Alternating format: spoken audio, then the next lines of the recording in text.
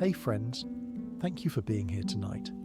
Whether you're a returning listener or just stumbled in looking for peace and a good story, I'm glad you've joined me. We're heading back to ancient Greece, not for the usual gods and greatest hits, but for the deep cuts, the hidden gems barely visible behind Hercules' abnormally big biceps and Achilles' crowd of simps. You've heard of the legends everyone talks about, but what about the hero who fought a sea monster and still had time to argue with his in-laws? Or the one who saved a whole city and got paid in slightly nicer sandals? These are the stories of the unsung, the bold, the brilliant, and sometimes the bewildered, and I promise they're just as grand, just as moving, and maybe even more human than the names carved into temple walls. Before we begin, if you enjoy what I do, if these tales help you wind down, escape, or just feel a little more connected, please hit that like button and subscribe if you haven't already. It really helps keep this going, not to mention goodwill from the algorithmic fates. And drop a comment too. Tell me where you're tuning in from and what time it is when you join me. I'd love hearing from you, but enough of that. Now take a deep breath, get cozy, listen to the lyre slowly fade into the Aegean, and let these ancient tales carry you into your own journey. You've earned this rest, and I've got a story or two to tell you.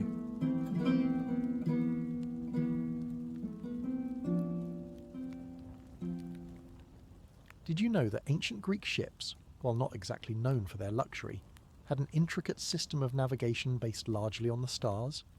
While today we may rely on GPS or Google Maps, Greek sailors used the night sky to guide their way, trusting in the constellations to lead them through the turbulent waters of the Mediterranean. One of the greatest challenges, however, wasn't just the navigation, it was the constant threat of storms that could wipe out entire fleets in a matter of hours. This constant battle with the elements was especially felt during the infamous Trojan War, when even the mightiest heroes found their fate tied to the whims of the gods and the unpredictability of the sea. Among those caught in this conflict was Idomeneus, a king whose story, though often overshadowed by the likes of Achilles and Odysseus, carried with it a tragedy of its own. Born on the island of Crete, Idomeneus was the son of Deucalion, the king of Crete, and a descendant of Minos, the legendary ruler who trapped the Minotaur in his labyrinth. Crete, during Idomeneus' time, was more than just a rocky island in the middle of the Aegean. It was the heart of a civilization that excelled in trade, art, and innovation. But no matter how powerful a kingdom might be, no amount of wealth or grandeur could ever protect it from the unpredictable tides of fate. Idomeneus grew up in the shadow of the legendary Minos, tasked with maintaining the grandeur of the Minoan Empire. But while Minos had built a kingdom of mythic proportions, Idomeneus found his own path on the battlefield rather than the throne room. As a young man, he was no stranger to the harsh realities of leadership. He knew that power, though powerful, could also be fragile, easily swept away by the chaos of war. And when the call to arms came for the Greek world to unite against the city of Troy, Idomeneus could hardly refuse. Duty called, and he was ready to answer. For Idomeneus, the war wasn't just about the glory of battle. It was about honouring the traditions of his people and, more importantly, keeping the honour of his royal lineage intact. He gathered his forces, donned his armour, and prepared to leave the shores of Crete. It wasn't just the fate of his island at stake, it was his legacy. His forces, though smaller than those of some of the other Greek leaders, were well trained and fiercely loyal. Under his command, the Cretan warriors were known for their discipline and bravery. But little did Idomeneus know, as he sailed from the shores of Crete, that his journey would not only be a test of his military skill, but also of his moral strength. The gods, as always, had their own plans. The Trojan War was no ordinary conflict. It was the kind of war that reshaped the course of history, where gods interfered as often as mortals, and where heroes rose to prominence on the battlefield not just for their courage, but also for their wit and the favour of the divine. As the war raged on, the Greek army found itself relying on every ounce of its strength and resourcefulness, and one leader in particular would emerge as a central figure, Idomeneus, king of Crete. Idomeneus had entered the war not just as a warrior but as a king, a leader with a heavy crown to carry and an even heavier responsibility. While the other Greek commanders were well known and had achieved legendary status in their own right, Achilles for his near invincibility, Odysseus for his cunning, and Agamemnon for his authority. Idomeneus carved out his own reputation, mostly through the strength of his leadership and battlefield prowess. What set Idomeneus apart, however, wasn't just his skill in combat, though he was no slouch with a sword. It was his ability to lead his men through some of the most difficult and dangerous situations. Throughout the 10 long years of the Trojan War, Idomeneus consistently proved that he was not just a soldier, but a commander who understood the larger strategies of war. He was a tactician, often called upon by Agamemnon to lead critical battles or to take charge of difficult positions. While Achilles' rage and Hector's bravery were known to everyone, Idomeneus earned the respect of his peers by keeping his cool under pressure. His men followed him not because of his bloodline or his fame, but because of his calm and unshakable presence. In the midst of chaos, when Greek warriors were charging into battle or retreating in confusion, Idomeneus remained focused, issuing orders and making decisions that kept his forces intact. His leadership in such dire situations made him a cornerstone of the Greek army. The battle that solidified Idomeneus' place in the annals of Greek history came during one of the fiercest encounters in the Trojan War. In what is known as the Battle of the Ships, the Trojans launched a relentless assault on the Greek fleet, hoping to destroy it before the Greeks could even think about returning home. It was a situation of absolute peril, as the ships were crucial to their escape, and the Trojans seemed determined to set the entire fleet ablaze. At this moment of crisis, Idomeneus stepped forward. With the tide of battle threatening to turn against the Greeks, he rallied his warriors, leading them into the heart of the fray. His courage and sheer will to protect the fleet inspired the men under his command to fight with renewed vigour. It wasn't just the Greeks' superior weaponry or armour that saved them, but Idomeneus' leadership in the face of annihilation. He understood that battles were not won merely by brute strength, but by unity and purpose. As a result, the Greeks managed to turn the tide of the battle, forcing the Trojans to retreat. But even in the heat of victory, Idomeneus faced challenges that went beyond the battlefield. While his warriors respected him, they began to notice that his unrelenting focus on victory, his almost obsessive pursuit of honour, was starting to take a toll. Idomeneus would often place the welfare of his soldiers above his own well-being, pushing himself to exhaustion for the sake of the greater cause. And while his men admired his tenacity, some began to question whether a king could truly lead without first protecting himself. However, the gods had their own ideas about Idomeneus' fate. Like many heroes of the Trojan War, his destiny wasn't entirely his to control. Poseidon, the god of the sea and protector of sailors, seemed to favour Idomeneus, granting him protection during many of his voyages. But even Poseidon's favour couldn't shield him from the more unpredictable forces of the divine. With the gods watching from above, ready to intervene at any moment, Idomeneus' journey was already being shaped by forces he could neither understand nor escape. The Trojan War had stretched on for nearly a decade. The gods, ever meddlesome in the affairs of mortals, seemed as though they were amused by the spectacle of the Greeks and Trojans, each side believing it had the divine favour, only to be betrayed by their own weaknesses and overconfidence. For Idomeneus, the war had become a stage not just for battle but for internal conflict. His leadership had been tested, his courage proven, and his men had come to rely on him. But now, a moment was approaching that would challenge him in ways he'd never anticipated. As the Greeks were making their final push against Troy, the tension in the camp grew thick with exhaustion. The once grand ambitions of quickly conquering the city had long faded into an interminable struggle, where every victory felt hollow, and every setback pushed them further into despair. The Greek fleet had suffered heavy losses, and the ships, which had once seemed like a symbol of their strength, now appeared more like a looming reminder of their frailty. It was during this moment of frustration, when both the Greeks and Trojans were locked in a standstill, that a twist of fate would change everything for Idomeneus.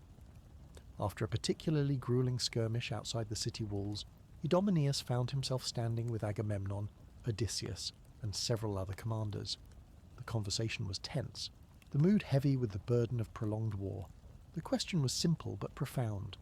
Should they push forward and risk everything for a final assault, or should they consider retreat? The Trojans were weakened but still formidable. A retreat, though, would be seen as a failure, a dishonour that could never be erased. It was a decision that would test not just their military resolve, but their very sense of identity as Greeks. Idomeneus, as always, argued for an aggressive stance. The island of Crete, after all, was not known for cowering in fear. He had led his men into battle with relentless resolve, and his belief was simple: if they fought harder, they would win. But the other leaders, weary from years of conflict, began to voice doubts. Odysseus, ever the pragmatist, pointed out the danger of continuing at such a cost, while Agamemnon warned of the possibility of divine punishment should they push too far. And then the gods, who had long been lurking in the background of the war, decided to make their presence felt. The sky darkened, and a sudden storm rolled over the Greeks' camp, as if to underscore the uncertainty of their fate. It was a sign, or perhaps a test. Poseidon, Idomeneus' divine protector, had granted him favour before, but in this moment even the god of the sea seemed distant. Apollo, another god with a vested interest in the outcome of the war, sent a prophetic message to the Greek leaders. It was cryptic but clear. The one who sacrifices the most will be the one who bears the heaviest burden. It was a warning Idomeneus took personally. To him, it was clear. He would lead his men no matter the cost. He would carry the weight of his people, his kingdom, and his honour. But in the midst of this resolve, a choice had to be made, one that would alter the course of Idomeneus' life. The storm raged on for hours, and with it, the gods' voices grew louder. Eventually, Idomeneus was forced to make a fateful vow. I will sacrifice the first living being I see when I return to Crete. If only the gods would spare our fleet. It was a promise born out of desperation, a call to the gods in exchange for salvation. His words echoed through the camp like a prayer, but the cost of the vow was not immediately apparent. When the storm subsided, Idomeneus felt the weight of his promise. It wasn't just the loss of his men or his fleet at stake anymore, it was his very soul. But as always, the Greeks were quick to reassure him, focused solely on the task ahead. Troy was near defeat, and the gods would favour them in the final push. Idomeneus had no way of knowing that, in making that promise, he had already sealed his fate. The moment he uttered those words, he unwittingly set into motion a tragic chain of events that would follow him for the rest of his days. The gods may have spared his fleet, but the price would be far greater than he could imagine. The winds of fate, though seemingly invisible, were as powerful as the seas that Idomeneus had crossed countless times. Having made his vow to the gods, Idomeneus believed at first that it would be an act of duty, a necessary sacrifice for the greater good. After all, the gods had spared his fleet. The war was nearing its end, and the Greeks were on the brink of victory. Surely a simple offering to the gods in exchange for such salvation would be a small price to pay, right? But as the days passed and the journey home continued, the reality of his vow began to weigh heavily on his mind. Idomeneus had always been a man of honour, a man whose word was as unbreakable as the walls of his royal palace. He had always believed that duty to the gods and to his kingdom was paramount, but now, as the shores of Crete began to emerge on the horizon, he began to question the nature of that duty. The very gods who had granted him favour now seemed more like cruel architects of a fate he had no control over. His thoughts were plagued by doubt. What had he done? His mind, once as sharp as the sword he wielded in battle, now felt clouded with guilt. The first living thing he saw upon returning home, what if it was a child? What if it was someone he loved? How could he possibly fulfill the vow? The more he thought about it, the more he realized the terrible truth. His vow was no mere sacrifice of livestock or spoils of war. It was the sacrifice of something precious. It could be a person, a life. As the fleet sailed closer to Crete, Idomeneus found himself staring out into the horizon, unable to shake the grim thought that he had sealed his own fate. What if the gods demanded the ultimate sacrifice? What if his vow meant something darker than he had imagined? Would he have to sacrifice his own daughter? The thought was unbearable, but the possibility gnawed at him. It was here, in the solitude of his cabin, that Idomeneus wrestled with his inner turmoil. The cries of his men, celebrating the end of their long voyage, seemed distant to him now. They were too caught up in the excitement of their victory to understand the true cost of what had just transpired.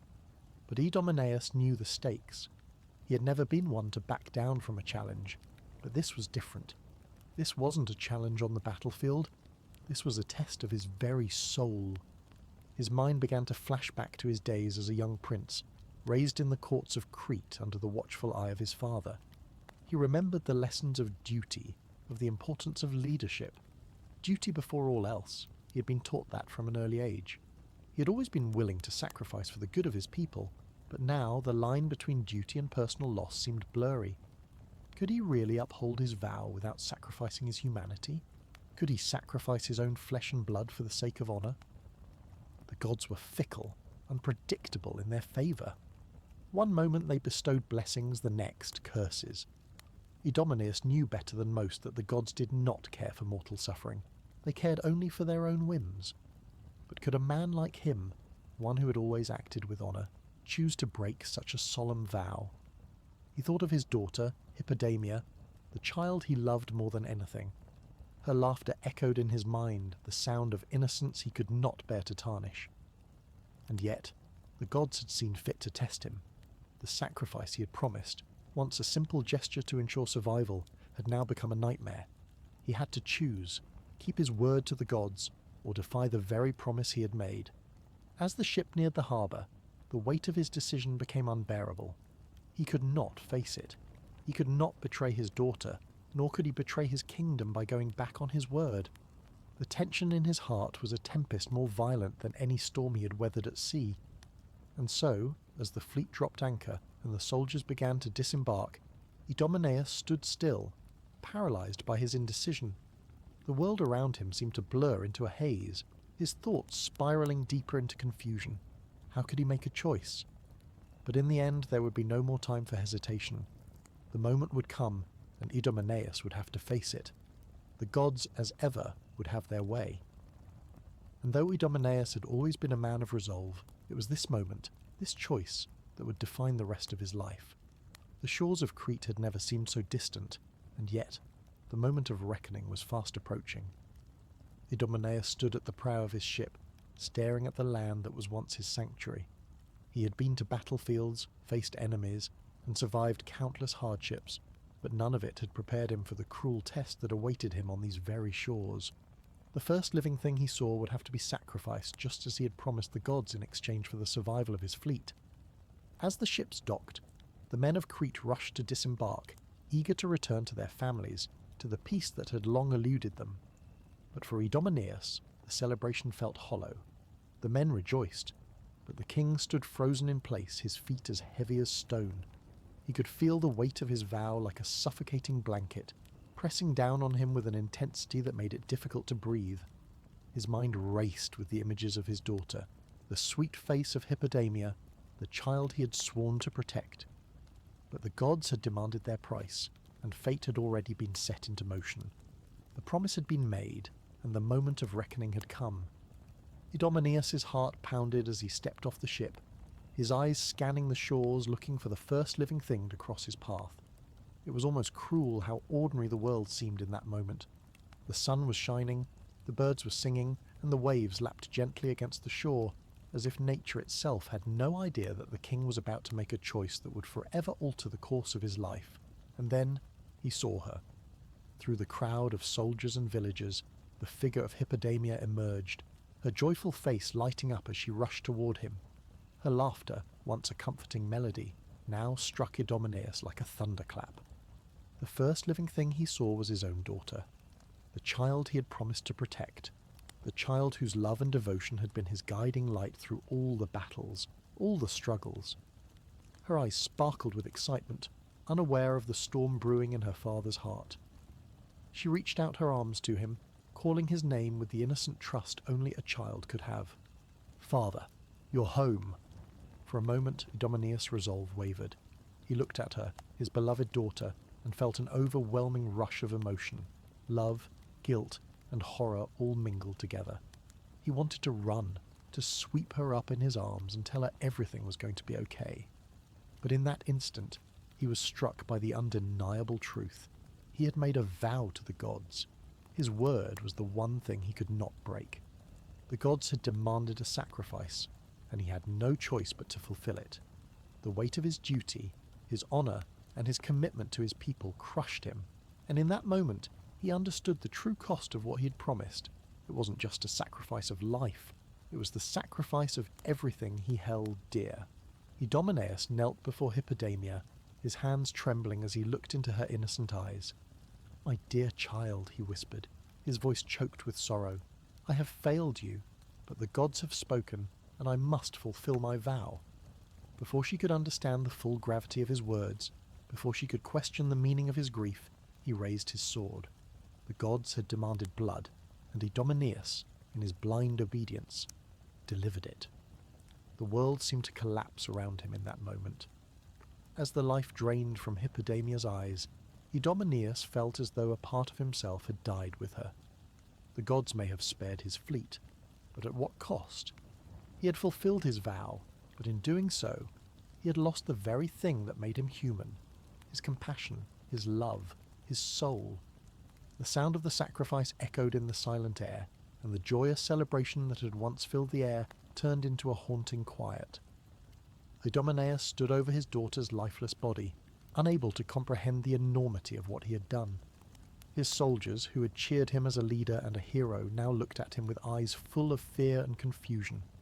They did not understand the burden he had carried. They did not understand the weight of the gods' demand. But the look in their eyes told Idomeneus all he needed to know. He had just become a monster in their eyes. The gods may have spared his fleet, but Idomeneus' sacrifice had come at the ultimate cost.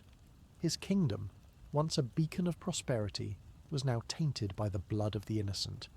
The people of Crete could never look at him the same way again. They would never forgive him for the monstrous act he had committed in the name of duty and honour. The days following the sacrifice were filled with a deafening silence. The celebration of victory that had once rang through the streets of Crete now felt like a distant memory, drowned out by the crushing weight of Idomeneus' decision.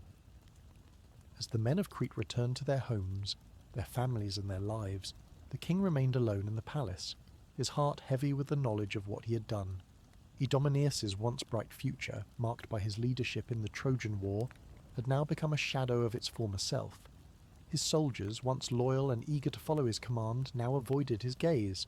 The kingdom, which had looked to him as a protector, now whispered behind his back, fearful of the man who had slaughtered his own flesh and blood in the name of duty. His royal lineage, once a source of pride, became a reminder of his failure. The man who had once been known for his courage and leadership was now known as the king who had sacrificed his daughter to the gods. As he sat alone in his grand hall, Idomeneus realized the cost of his decision. The gods had not rewarded him with peace or triumph. They had given him only emptiness. His kingdom was no longer a place of prosperity. It was a kingdom haunted by his own actions. The people of Crete, who had once adored him, now looked upon him with fear and revulsion. His very name had become a curse. But there was no escaping the truth. Idomeneus had fulfilled his vow to the gods, and in doing so, had lost everything. He had sacrificed the one thing he had sworn to protect. His daughter. There was no redemption in his future, no solace to be found in the praises of his people. The gods had played their part, but now they had moved on, leaving Idomeneus to face the consequences alone. For days Idomeneus wandered the halls of his palace, a shadow of the man he once was. He could not bear to face his people, and his thoughts were consumed by the image of his daughter's lifeless body. Every step he took felt like a betrayal of her memory. And yet, there was no going back. He had made his choice, and the price of that choice was steep. In time, Idomeneus made the painful decision to leave Crete. Exile, he realized, was the only way to escape the weight of his own guilt. There was no place for him in the kingdom he had once ruled. He could not bear the looks of disgust from his people, nor could he live with the knowledge that his actions had tainted the very land he had sworn to protect. So, he took one final look at the palace, the symbol of his past glory, and left it behind. As he sailed into the unknown, Idomeneus felt the burden of his past slowly begin to ease, but the price of his redemption was clear. His legacy would be one of tragedy. He would never be remembered as the hero of Troy, the king who led Crete to victory. Instead, he would be remembered as the king who sacrificed his own daughter for the sake of a vow, a man whose honour became his downfall. But even in his exile, Idomeneus did not escape the grasp of the gods. Some say he wandered the shores of distant lands, never finding peace. Others say he returned to Crete briefly, only to find the kingdom in ruins, a reflection of the ruin he had brought upon it. However, the final chapters of his life are lost to history, overshadowed by the tragedy of his actions. Still, his story remains. It is a tale of a king who sought to honour the gods, only to find that the cost of such honour was far greater than he had ever imagined. His legacy, like so many others in Greek mythology, is one of both greatness and ruin, a reminder that the gods, for all their promises, may demand more than even the bravest heroes can bear. As the years passed, the legend of Idomeneus faded into the shadows of history, a distant memory eclipsed by the louder tales of other Greek heroes. Yet, like all great tragedies, his story continued to linger in the hearts of those who remembered the price of blind duty and unflinching honour. Idomeneus, the once proud king of Crete, became a symbol, not of greatness, but of the catastrophic consequences of a leader's actions when weighed down by impossible vows. In some versions of his myth, Idomeneus returns to Crete in his final years, a man broken by the ghosts of his past. The palace where he had once ruled with confidence now seemed like an alien place to him, and the people of Crete who had once adored him could not look past the blood that stained his hands. His exile, which had seemed like a release at first, only deepened his sense of isolation. Idomeneus was no longer a king. He was a wandering figure, lost in the vastness of his own guilt, unable to reclaim the life he had thrown away.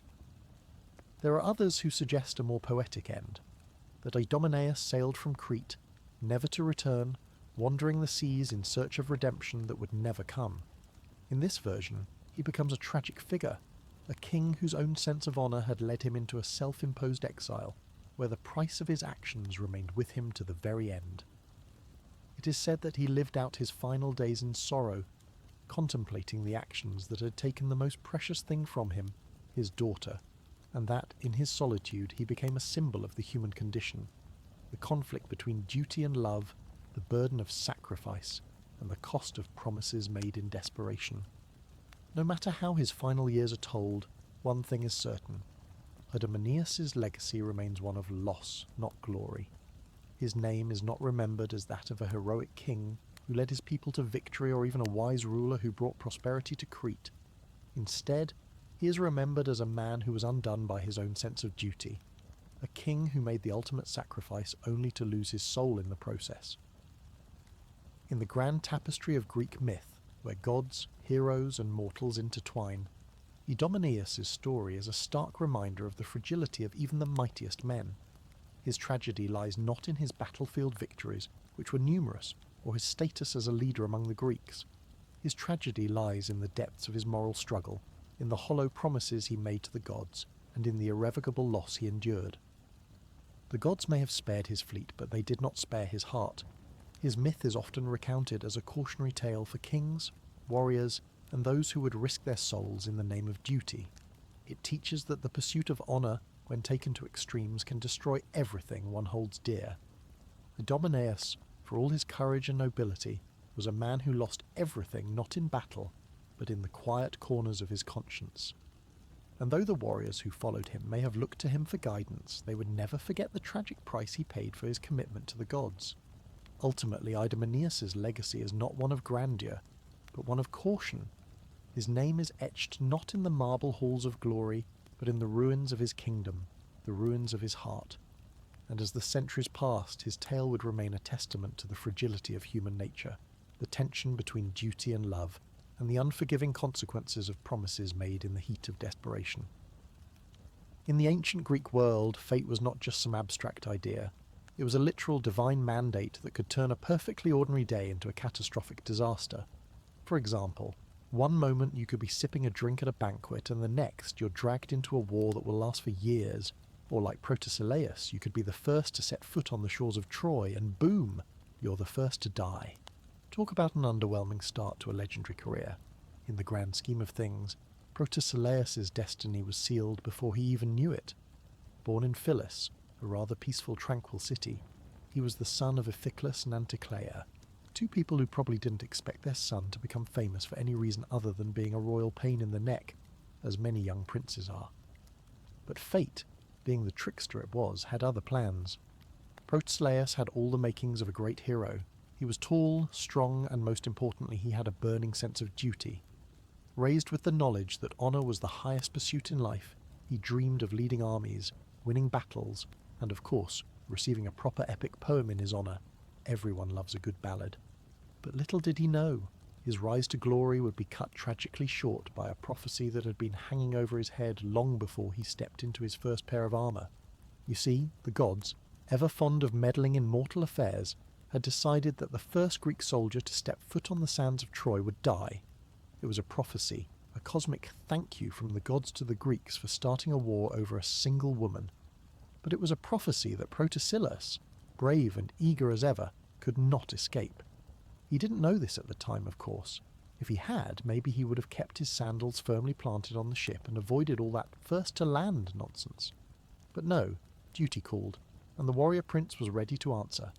And so, like so many heroes before him, he gathered his courage, donned his armour, and with a resolve that only someone completely unaware of their fate can have, Protesilaus marched forward to claim his destiny.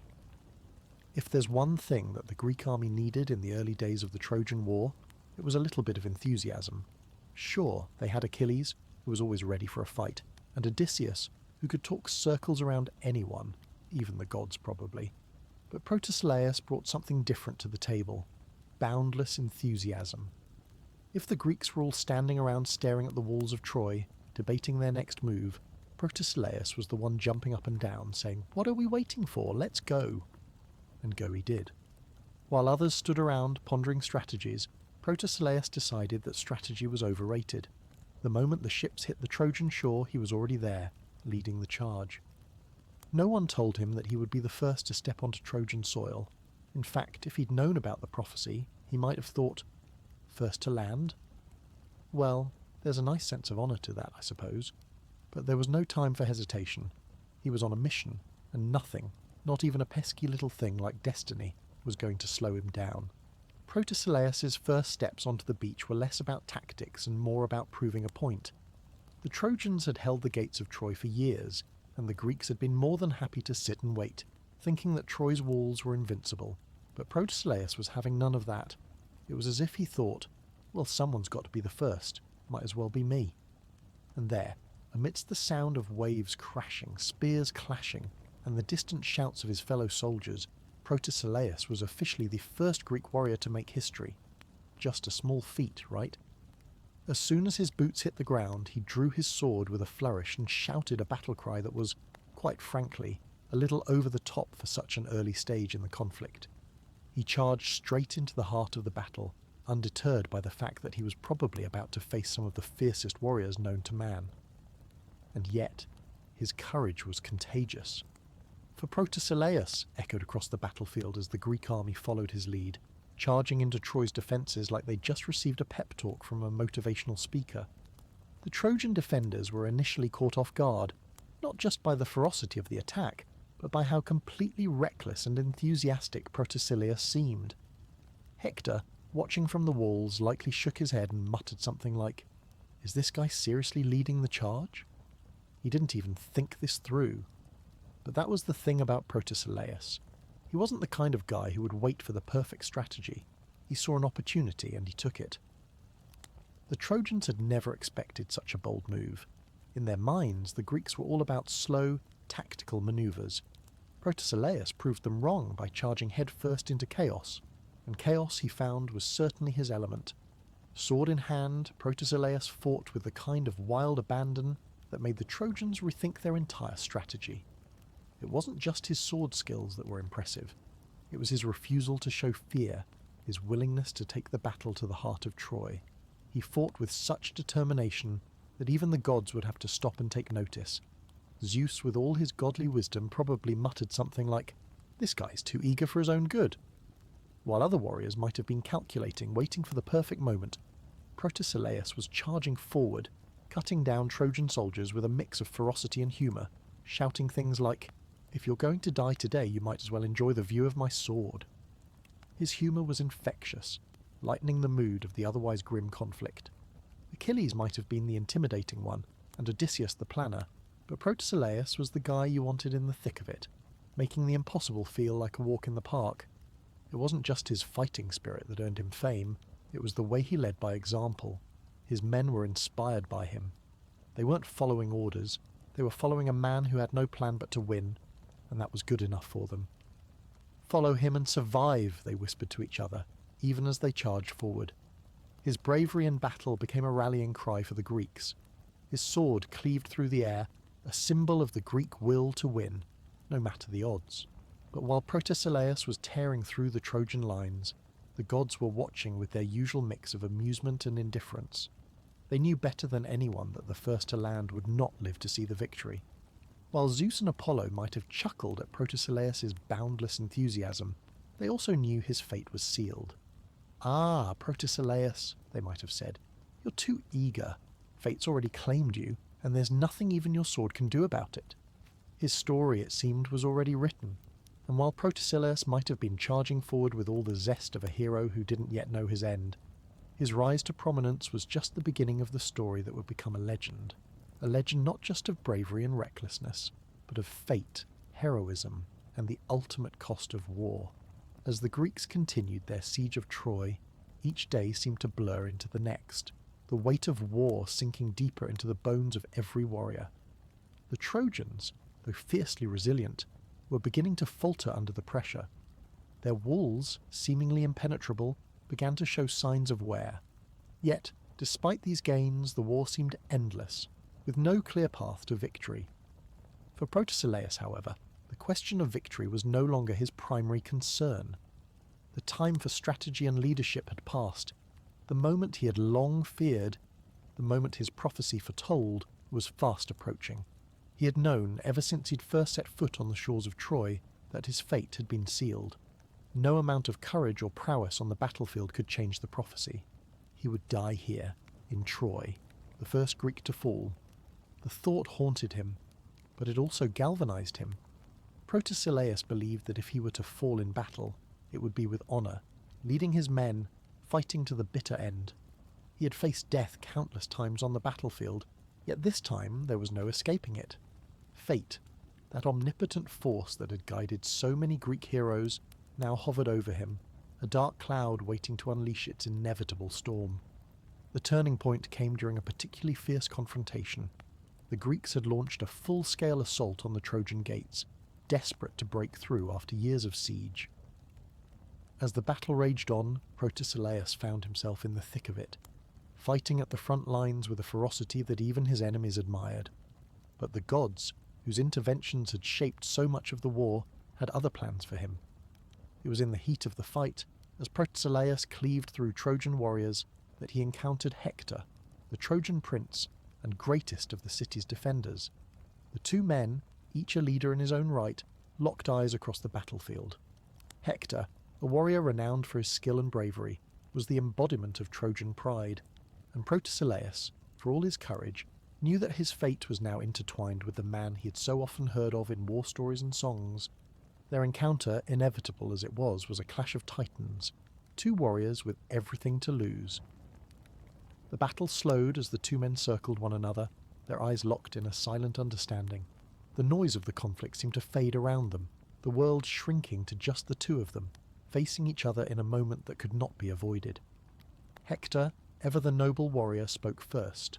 "You know why I must fight you," he said, his voice carrying through the clamour. "It is the will of the gods, and fate has made us enemies."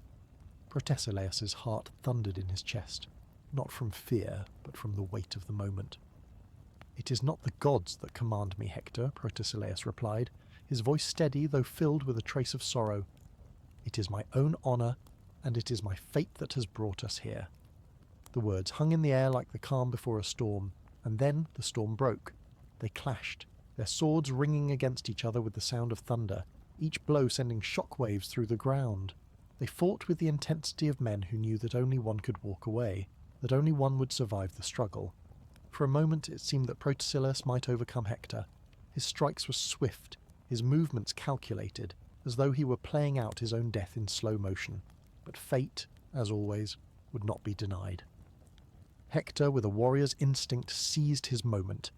In a single, fatal move, he drove his spear through Protesilaus' side, the point biting deep into his flesh.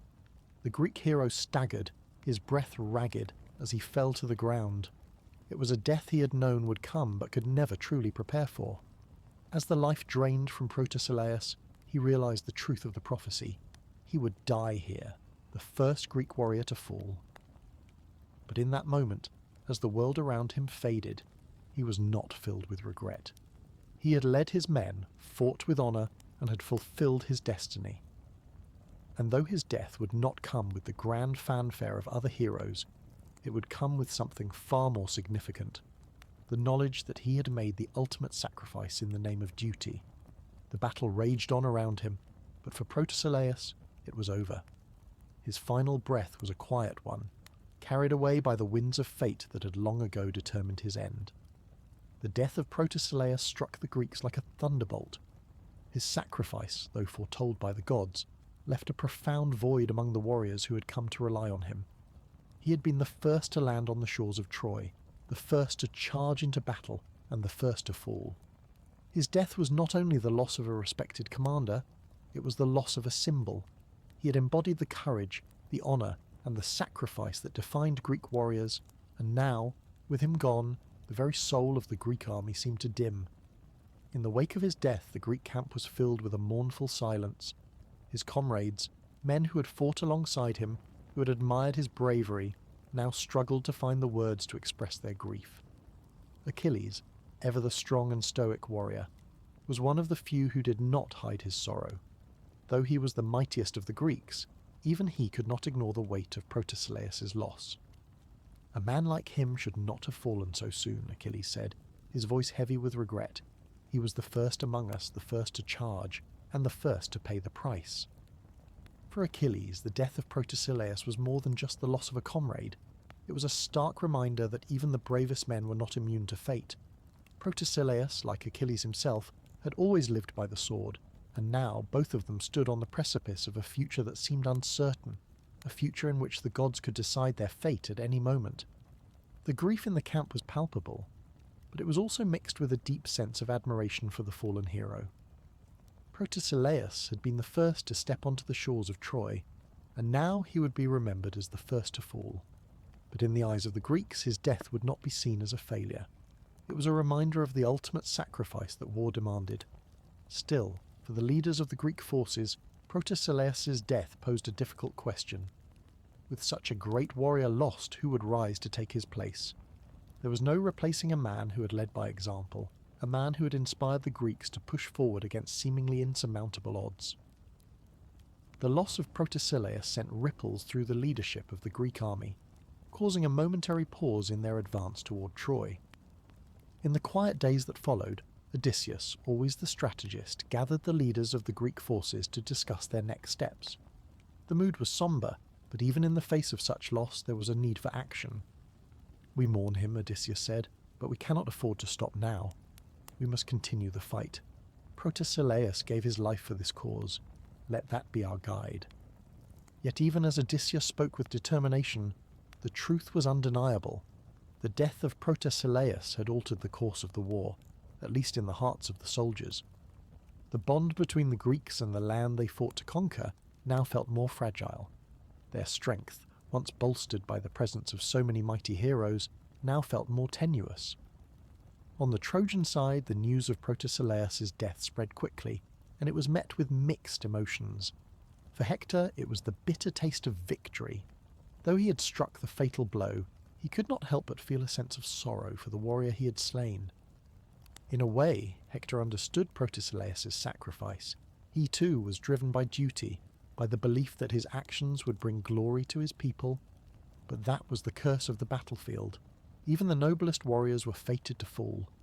The gods, as they always did, watched the tragedy unfold from their divine realm. Some whispered that the death of Protesilaus was part of a larger plan, a necessary piece in the grand puzzle of the Trojan War. Others believed it was simply the cost of human ambition, a reminder of the frailty of even the greatest heroes. For Idomeneus, the king of Crete, who had fought alongside Protesilaus, the loss was particularly difficult. He had always seen Protesilaus as a younger version of himself, a man driven by honour, a man willing to sacrifice everything for the good of his people. As he stood over the body of his fallen comrade, Idomeneus felt a deep, gnawing regret. "We cannot undo fate," he muttered, his voice heavy with sorrow, "but we can honour him. The funeral rites were simple, but the ceremony was filled with emotion. The Greeks, though warriors, took a moment to pay their respects to the first among them to fall.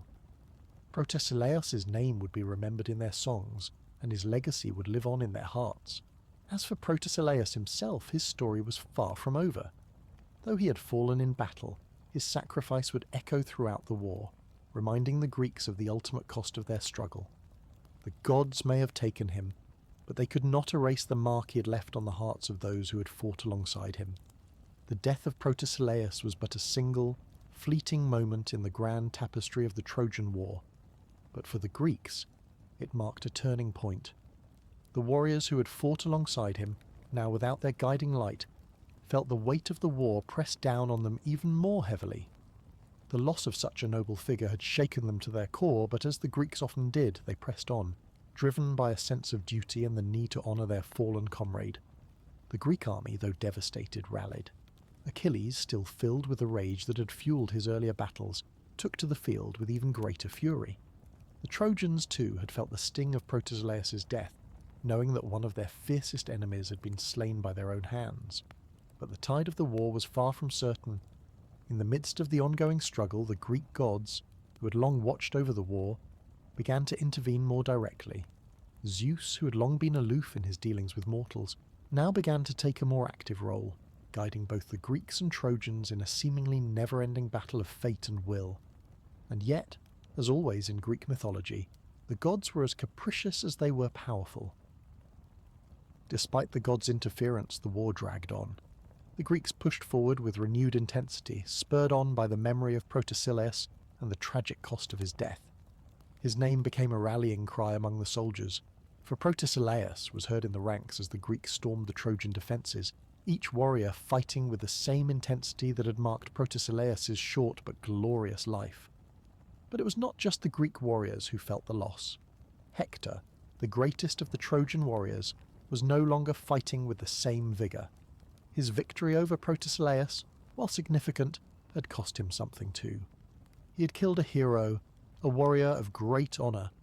The gods, as always, had their own plans, and in the hearts of both armies, the memory of Protesilaus lingered like a heavy fog, reminding them of the high price of victory.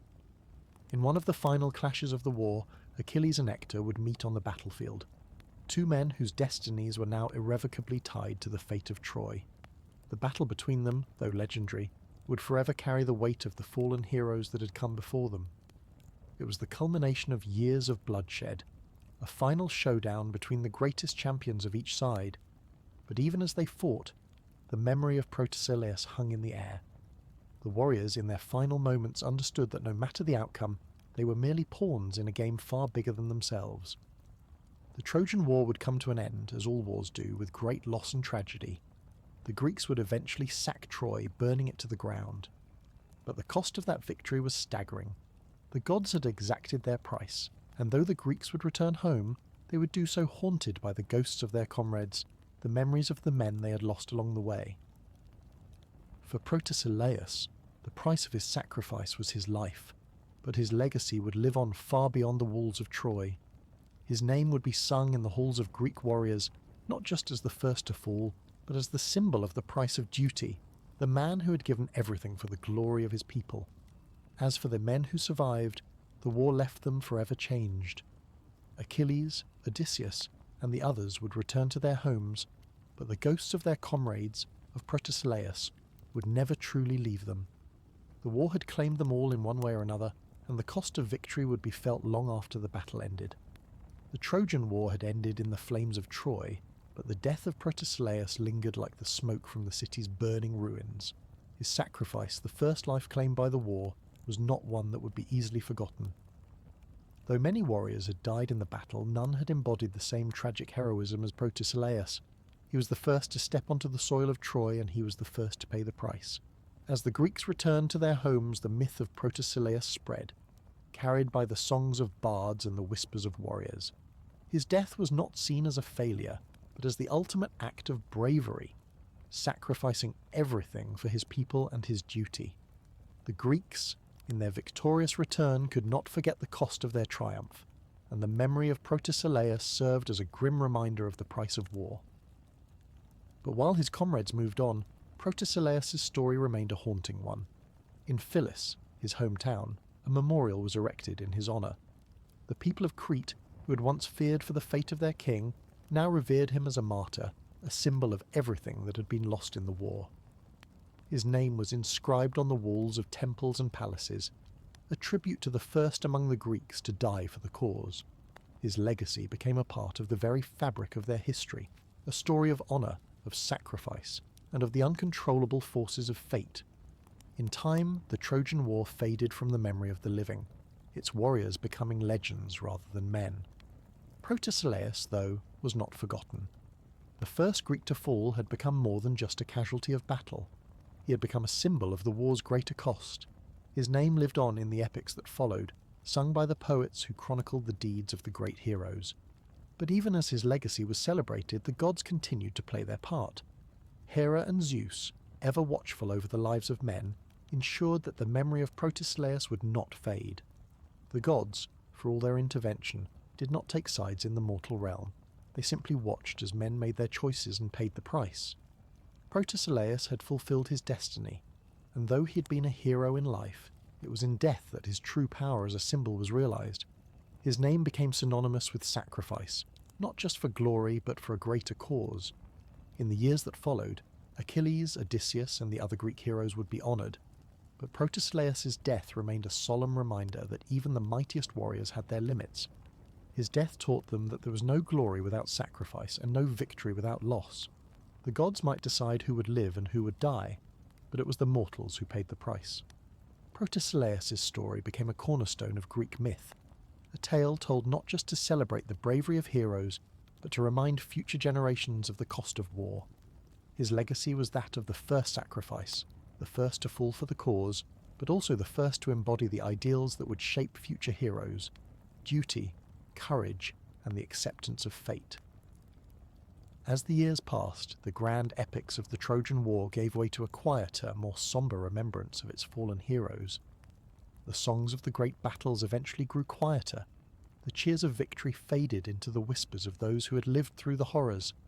Among the men who had given their lives in the name of glory, Protesilaus stood out not just as the first to die, but as the first to become a legend. His story, one that was immortalized, not just as a tale of war, but as a lesson on sacrifice, fate, and the human condition. In the city of Phyllis, where he had once been a young hopeful warrior, his memory lived on. Every year the people of the city would gather to honour Protesilaus with a solemn festival, a day not just of remembrance, but of reflection. On this day the citizens of Phyllis would speak his name with reverence, telling the story of his bravery, his noble sacrifice, and the tragedy that accompanied it. His sacrifice was woven into the fabric of their identity. Protesilaus, the first to fall, had become a symbol of both the courage and the cost of war. In ancient Greece, kingship wasn't all feasting and royal decrees. Sometimes it meant dealing with the unpredictable whims of the gods, the constant threat of war, and occasionally having to get into family squabbles that would make even the gods wince. One such king was Menelaus, the ruler of Sparta, whose life would be a series of dramatic events, most notably marked by a certain woman, Helen of Troy, and her notorious habit of running off. Now Menelaus didn't start out as the most famous king in Greece. Sure, he had a pretty decent kingdom, a few fine horses, and the good fortune of being a member of the powerful Atreus family, but that's not exactly the kind of resume that makes you a household name in Greek mythology. His brother Agamemnon, on the other hand, was a much bigger deal. A commander in the Trojan War, a man who, well, was just better at making a scene. But Menelaus had his own claim to fame: Helen. Now Helen wasn't just any woman. She was said to be the most beautiful mortal, and maybe immortal, woman in all of Greece, and she had no shortage of suitors. In fact, when she came of age, her father, Tyndareus, the king of Sparta, was faced with the kind of problem that would make any parent reach for the nearest bottle of wine. Every eligible bachelor wanted to marry her. To avoid a bloodbath, because, let's be real, some of these suitors were basically ready to kill each other, just to get a shot at Helen, Tyndareus came up with a plan. He asked for a solemn oath from all of Helen's suitors to support the man who would win her hand no matter what. This way, No one could claim favoritism or start a war because the worst-case scenario would involve everyone just teaming up to deal with any future issues. Of course, when Helen picked Menelaus, he wasn't exactly expecting a perfect marriage. After all, who can predict that your wife would eventually run off with the Prince of Troy? If Menelaus had known, he might have just kept things strictly business, the kingdom, the alliances, and maybe a little less romance. But as it goes in mythology, Menelaus got stuck with a tragic hero role. A king who got a lovely wife, an unexpected war, and a chance to become famous for all the wrong reasons. So Menelaus' fate was sealed. He married Helen, enjoyed a bit of royal bliss, and then the Trojan War happened. But let's not get ahead of ourselves. Before all that drama, he was just a regular guy, doing regular king things until his wife decided to go on a rather unusual adventure. But for all the honour bestowed upon him, there were moments when his name carried a deeper, more bittersweet tone. His death had served as the spark that ignited the battle, and while the Greeks had ultimately triumphed, it was a triumph that had cost them so much. It was a victory marred by the death of one of their finest leaders, the first of many who would fall in the pursuit of glory. Though Achilles, Odysseus, and others would take their places in the annals of history, Protesilaus' story never lost its power. His legend was more than just the tale of a fallen hero. It was a story of a man who had given everything to honour his people, to protect his comrades, and to fulfil his duty, even when he knew it would cost him his life. His death, which seemed like an inevitability, had shaped the course of the war and the lives of the men who had fought beside him. He had stood on the shores of Troy with courage, faced death with honour, and accepted his fate without hesitation. It was said that even the gods had taken notice of the man who'd been willing to die for his people. While Zeus and the other deities had their own agendas, Protesilaus' story became one that was woven into the very fabric of fate. In some versions of the myth, it was believed that his spirit had not fully left the mortal realm. Some claimed that Protesilaus could still be seen in the wind or heard in the crashing waves of the sea, his restless spirit continuing its journey even after his body had fallen. His legacy was not just written in stone, in the songs sung by bards, or in the festivals held in his honour. It was in the quiet, reflective moments of the warriors who came after him. Every soldier who went to war, every hero who took up arms in the name of duty, would think of Protesilaus and remember what he had given. He was the first, yes, but his sacrifice had paved the way for the others who followed. It was the ultimate act of heroism, to give all, knowing that the gods might demand the cost of your life. Protesilaus' story, though tragic, was one that the Greeks held dear in their hearts. They did not see him as a man whose death had been pointless, nor as a casualty of war who had fallen in vain. Instead, they saw him as a symbol of duty, of sacrifice, and of the unyielding will of the human spirit. For the Greeks, Protesilaus was not just a name. He was a reminder that even in death there could be honour, and that even the first to fall could leave behind a legacy that would outlast the war itself. As the songs of the Trojan War were passed down from generation to generation, so too was the memory of Protesilaus.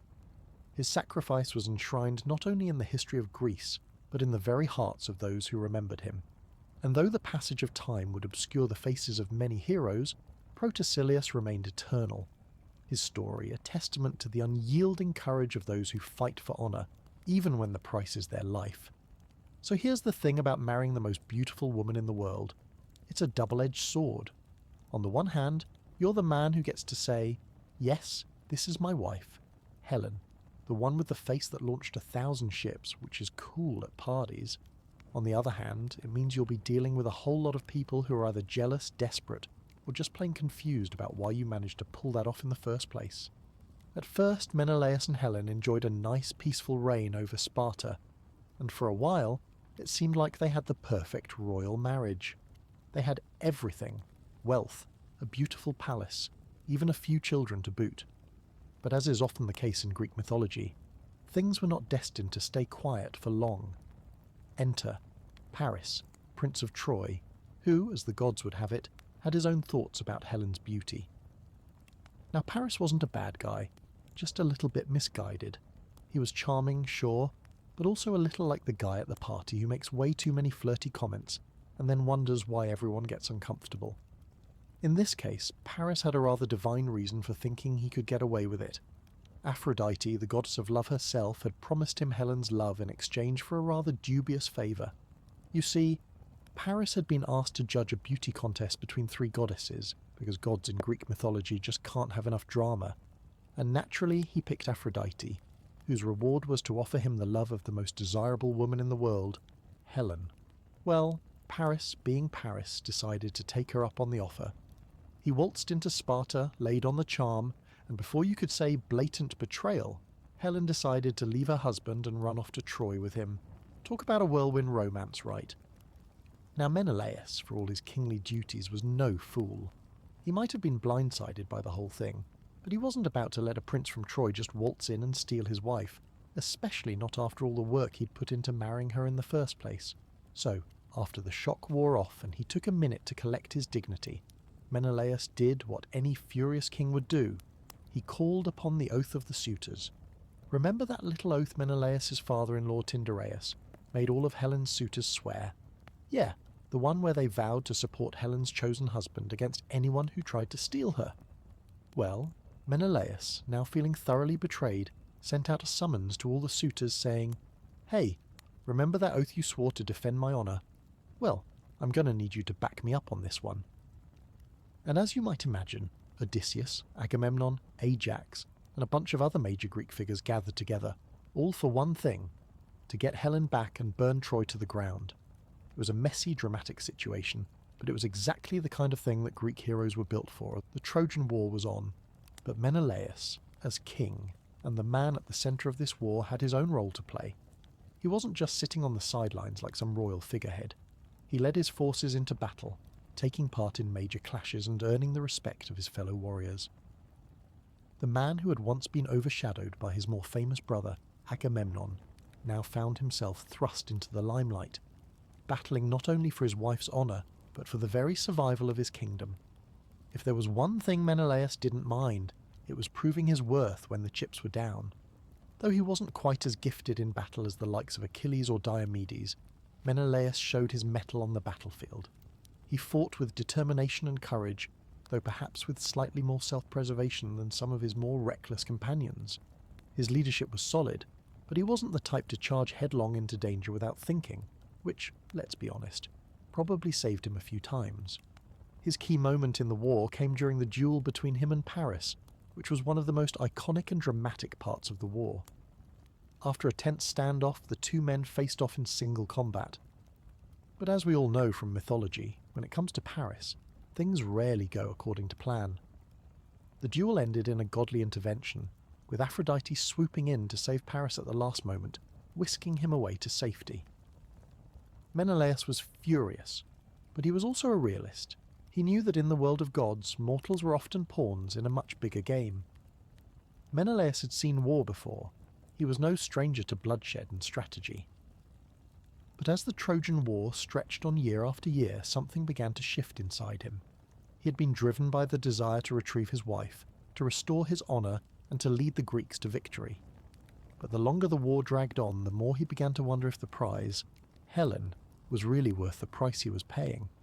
After all, what was the point of bringing her back if it meant losing everything else? The Trojan War had consumed them all, but in Menelaus's mind there was always a lingering question. Was Helen truly worth it? He had fought for her honour, had endured countless battles, but in the quiet moments between conflicts, Menelaus began to question everything. Was it all worth it? Was the war just a test of pride and ego, or was there something more at stake? His turning point came not on the battlefield, but in the heat of a fateful moment during one of the most significant duels of the war.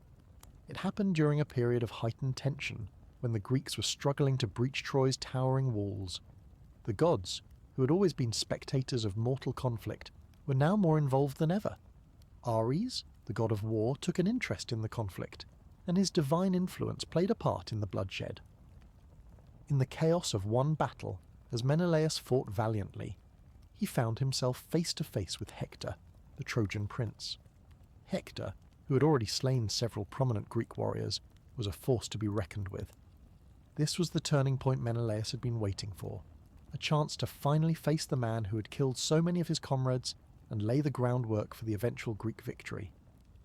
But as they clashed swords, a strange thought crossed Menelaus's mind. What if this was all futile? The gods, after all, seemed to play as much of a role in their fates as the men themselves. Was the war really about Helen, or was it something much larger? A game for the gods to play with mortal lives? At that moment, Menelaus's resolve began to waver. He fought with all his strength, but it wasn't the same as before. His sword strikes, while powerful, lacked the passion they once had. He was no longer just a man fighting for his wife's return. He was a man fighting because it was the next thing to do, because it was expected of him. As fate would have it, Aphrodite, the goddess of love and the very woman who had set the whole mess in motion by offering Paris Helen's love, intervened at that crucial moment.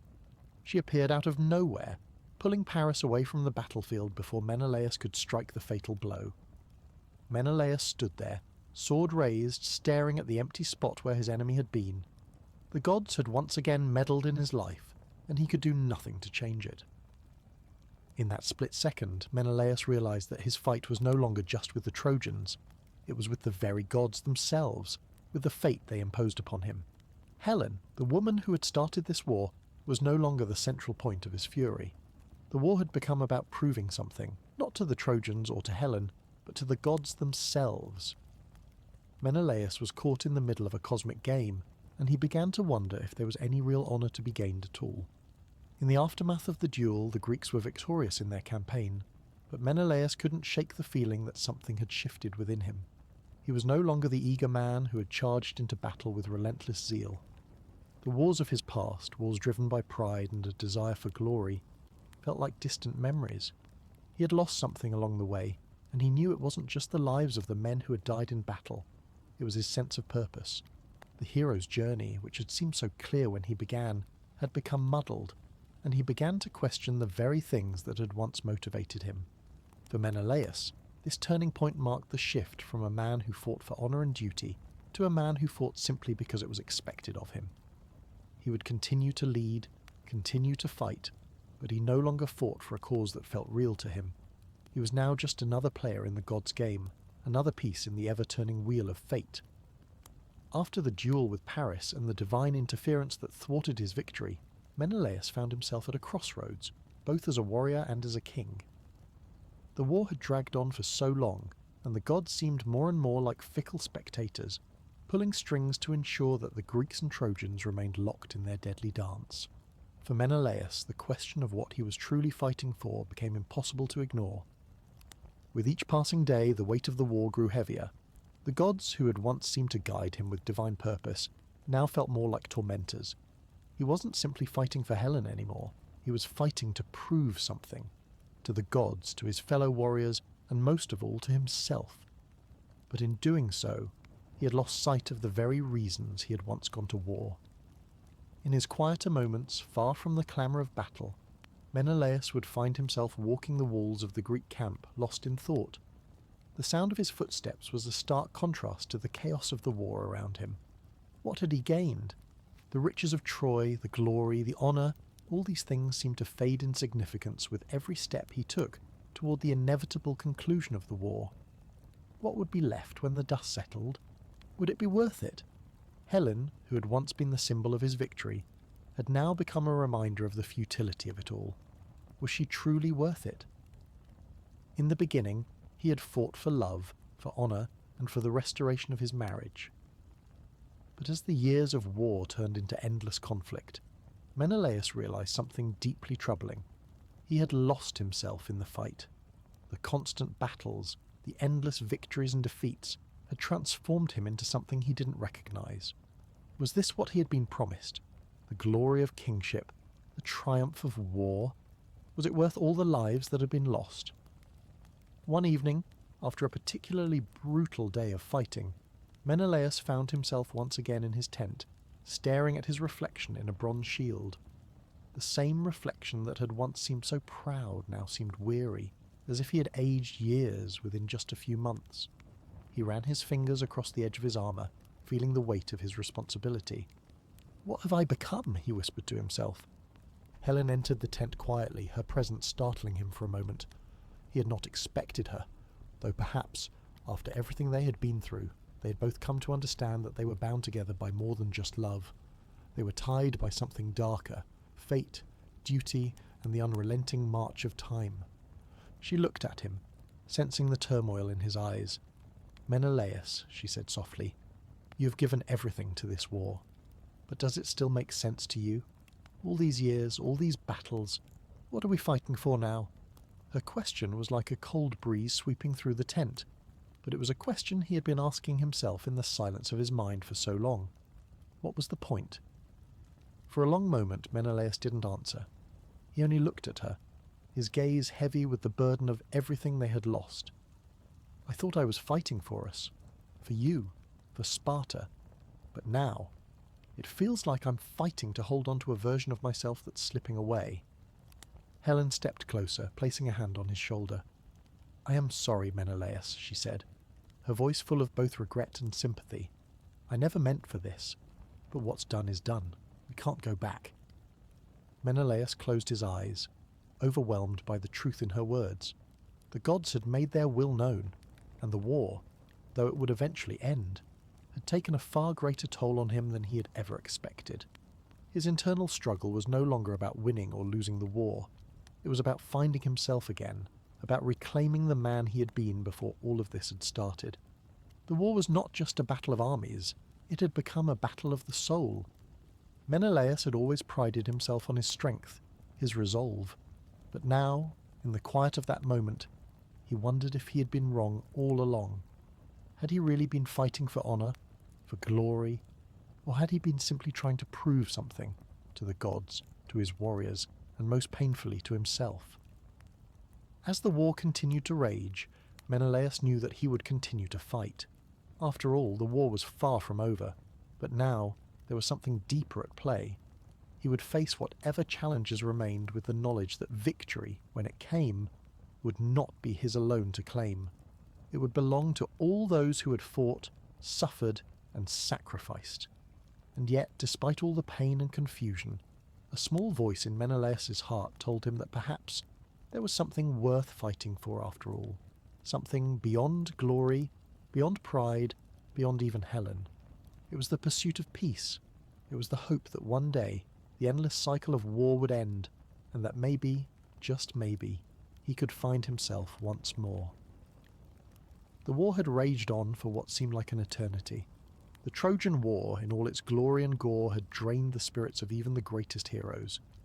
Menelaus, once driven by a singular mission, to retrieve his wife Helen, was now a man struggling to understand the cost of that mission. What had started as a war for love had transformed into something darker, something far beyond his control. The gods, ever meddlesome, had their hands in everything. And with every clash of swords and every fallen hero, Menelaus's understanding of what was truly worth fighting for grew murkier. But there was no going back.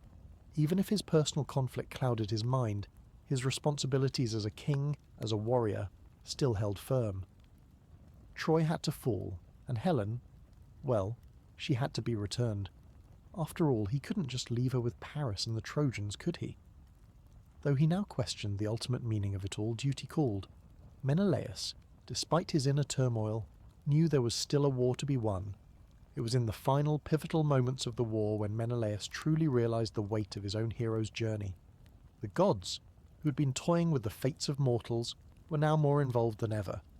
Menelaus had already seen enough divine intervention to know that mortal lives were nothing more than pawns in the gods' eternal game.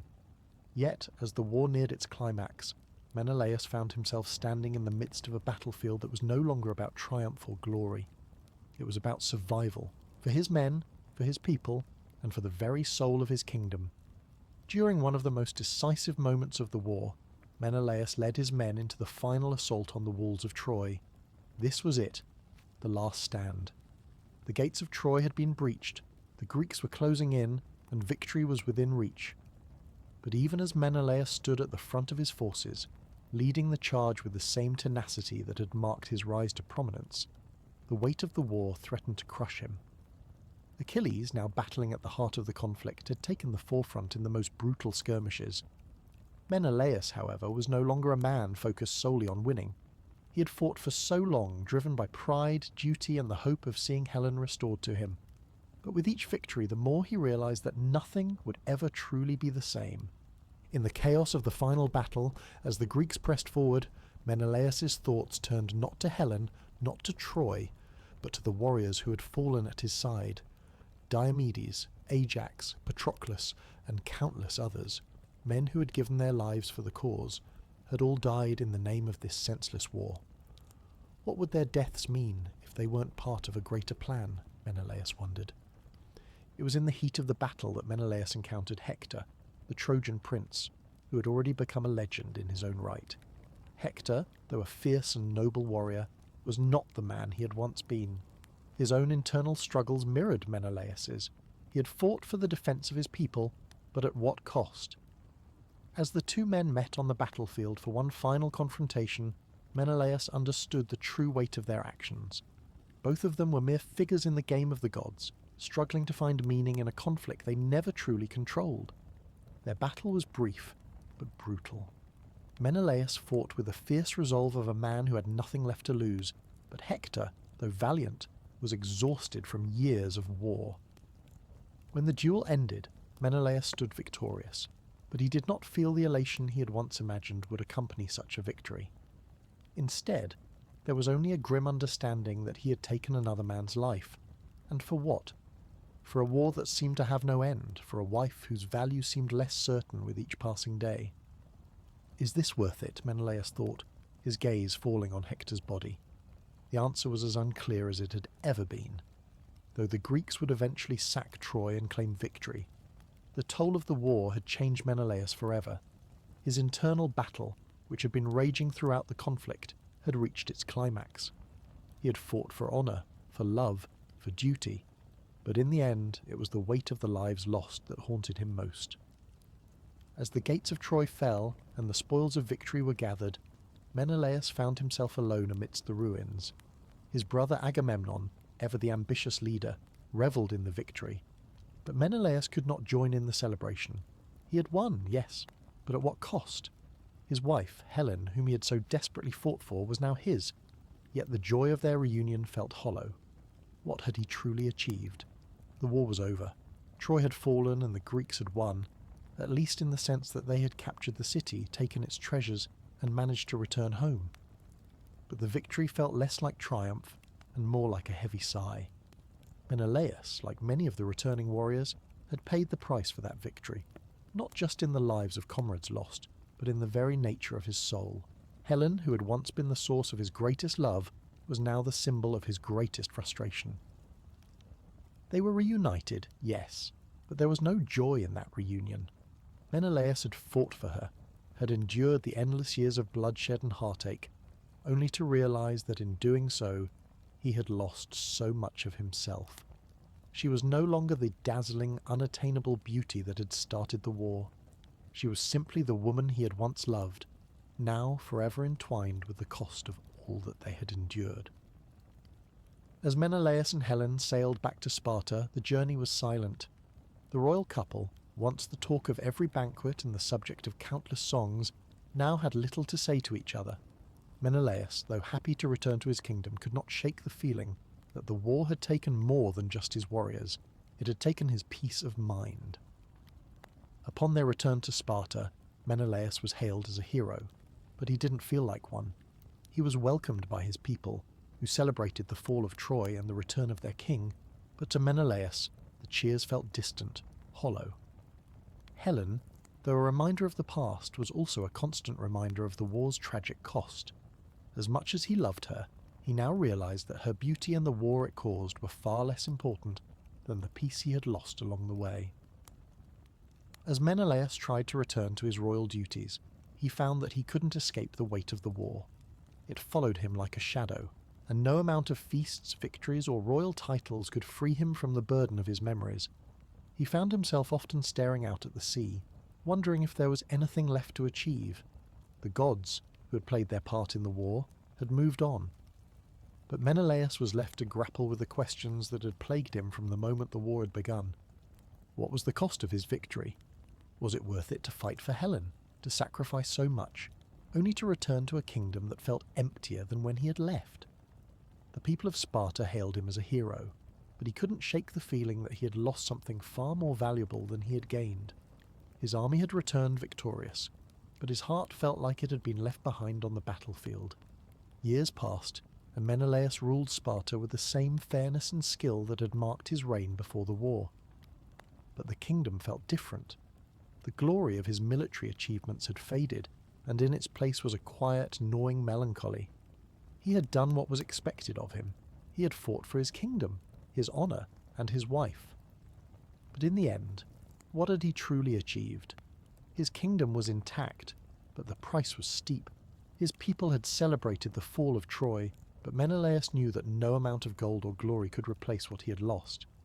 He had once been a king who sought glory through war, who believed that honour could be won with a sword. Now he realized that true peace would not be found on the battlefield. It would be found in understanding the sacrifices that had already been made, in reconciling with the past, and in accepting the things that could never be undone. In his final years, Menelaus was often found walking alone by the shores of Sparta, staring out at the horizon as if looking for something that had long since disappeared. The fire that had once burned so brightly in him had dimmed, and he began to understand that the legacy of a hero is not always built on the victories he wins, but on the peace he finds after the war. As for Helen, though their love remained, it was no longer the passionate, all-consuming force that had once driven them both. They had both changed, and the bond they shared was now one of the understanding, rather than idealization. Together they ruled Sparta, but it was a quiet reign, one that focused not on glory, but on the hard-won peace that had eluded them for so long. When Menelaus passed away, his legacy was not defined by his victory in the Trojan War, nor by the beauty of his wife, but by the quiet wisdom that he had gained over the years. His story was not one of unblemished triumph, but of a man who had learned that the price of war was not always worth the victory. As Menelaus's life began to draw to a close, the once celebrated king of Sparta found himself more concerned with the passage of time than with the wars that had once defined him. The Trojan War, the event that had shaped so much of his destiny, had been over for many years, yet the shadows of its impact still lingered in his thoughts. The victories, the triumphs, and the heroism of the Greeks now seemed like distant memories, memories tinged with loss and regret. Menelaus was no longer the fiery young king who had rallied his men to victory. He had grown wiser with age, but the weight of his past decisions remained heavy on his heart. While his people revered him as a hero, and historians would later recount his deeds with admiration, Menelaus himself could never fully reconcile the toll the war had taken on him. Helen was at his side, but even the love they shared had been forever altered by the tragedy that had unfolded between them. Unlike many of the other Greek heroes whose tales ended in glorious final battles or divine ascension, Menelaus's story was a quiet one that was marked not by grand gestures, but by a quiet acceptance of his fate. He had fought for his kingdom, his wife, and his honour, but in the end it was peace that he sought most of all. As the years passed, Menelaus began to understand the true cost of war, not just in terms of lives lost or cities destroyed, but in the soul of the man who fought. He had given everything to a cause that, in the end, had seemed less important than the simple desire for peace. When he died, Menelaus was not mourned in the same way as other great heroes. There were no grand celebrations, no feasts to mark his passing. Instead, his death was met with a quiet reverence, a recognition that, in many ways, he had lived a life far more complicated than that of the typical hero.